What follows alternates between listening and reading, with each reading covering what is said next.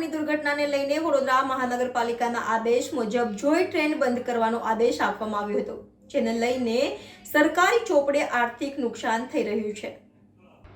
વડોદરા શહેરમાં હરની દુર્ઘટનાને લઈને વડોદરા મહાનગરપાલિકાના આદેશ મુજબ જોઈ ટ્રેન બંધ કરાવવાનો આદેશ આપવામાં આવ્યો હતો, જેને લઈને સરકારી ચોપડે આર્થિક નુકસાન થઈ રહ્યું છે।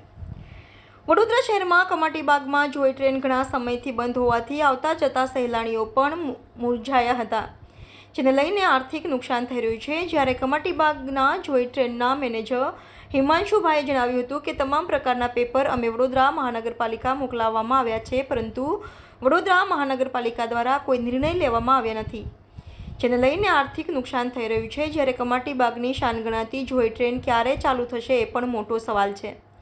જ્યારે કમાટીબાગની જોઈ ટ્રેન સાથે અનેક સાઇડ રાઇડ બંધ છે, જેને આવતા જતા સહેલાણીઓ મૂંઝવણમાં મુકાયા હતા, જેને કમાટીબાગના સંચાલકોને ભારે મુશ્કેલીનો સામનો કરવો પડે છે। Reporter Rahul Rajput, YNN news, Vadodara.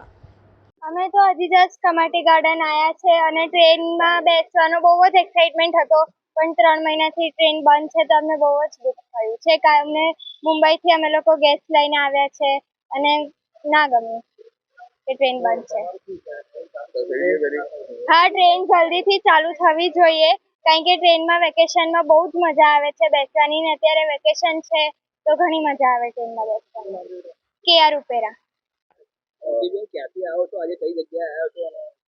અમે લોકો મુંબઈથી આવ્યા છીએ છોકરાઓને લઈને અહીંયા બરોડામાં કમાટીબાગમાં ફરાવવા માટે, જોય ટ્રેનમાં બેસાડવા માટે, પણ 3 મહિનાથી ટ્રેન બંધ છે તો અમને અહીંયા આવ્યા પછી ખબર પડી, તો એને બિલકુલ ચાલુ કરવી જોઈએ જે છોકરાઓ એન્જોય કરી શકે। હમણાં વેકેશનનો ટાઈમ છે 10 દિવસ, તો અમારા જેવા ઘણા બધા આવીને પાછા ગયા હશે અને ઘણી તકલીફ થઈ હશે કારણ કે ઉનાળો ચાલુ થઈ ગયો છે।